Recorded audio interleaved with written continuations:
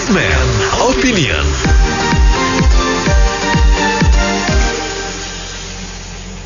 Mitra bisnis Menko Perekonomian menyebutkan selain perubahan PPN, pemerintah dan DPR segera membahas revisi Undang-Undang Perpajakan yang mencakup perubahan tarif PPh perseorangan serta badan, PPNBM, skema pajak barang dan jasa, hingga kembali digulirkannya teks amnesti.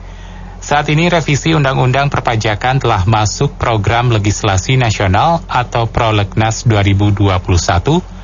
Apa komentar Anda dan saran Anda atas pembahasan berbagai tarif pajak dan teks amnesti ini? 633-9160 Businessman Opinion, 633-9160. Mau ada teks amnesti lagi ya? Waduh, itu yang kemarin itu tadi gimana teks amnesti kemarin yang digadang-gadang musasar yang besar-besar, ternyata tidak bisa. Sekarang yang ada lagi itu disasar itu yang rakyat kecil aja. Harus suruh bayar yang besarnya melempem aja semuanya, tidak akan balik itu uang-uang yang dari luar itu dengan adanya teks amnesti yang kemarin itu gimana, laporannya gimana juga, satu itu.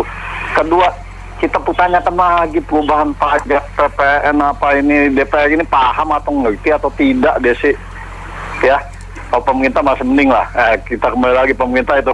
DPR ini kita pertanyakan ini paham tidak dengan pajak ini, yang duduk-duduk di bagian pajak, di bagian perekonomian ini. Jadi intinya kembali lagi, teks amnesti yang kemarin itu laporannya bagaimana, sudah banyak belum duit yang masuk ke Indonesia, yang digadang-gadang banyak uang di luar, rakyatnya harus masuk. Yang ada rakyat lagi yang diperes, yang kecil-kecil itu disasarnya.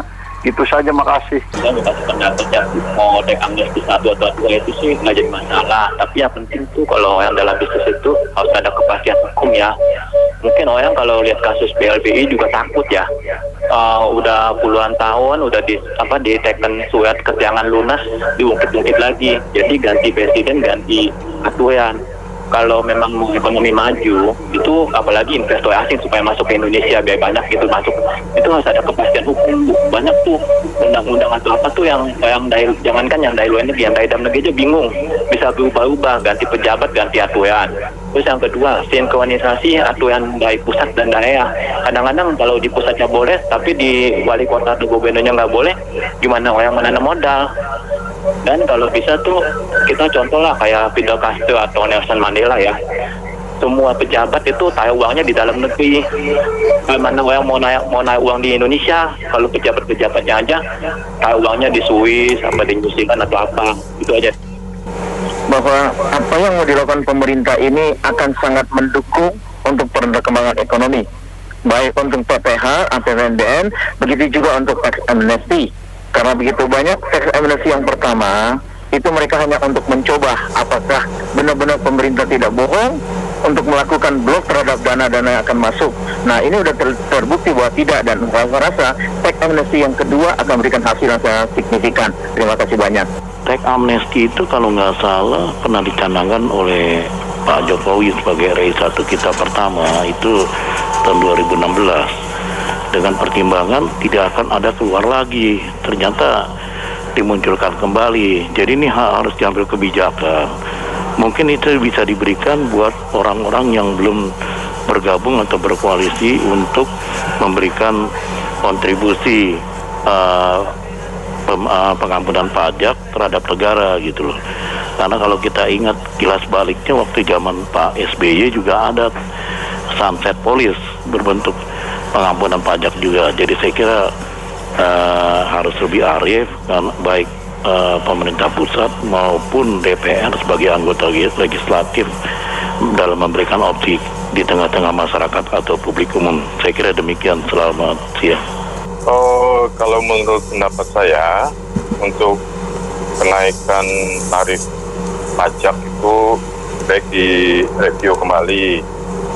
Tapi untuk yang teks amnesti itu mungkin ya, karena memang pemerintah itu perlu masukan, karena banyak biaya untuk yang keluar untuk ke COVID ini atau gimana gitu. Itu saja.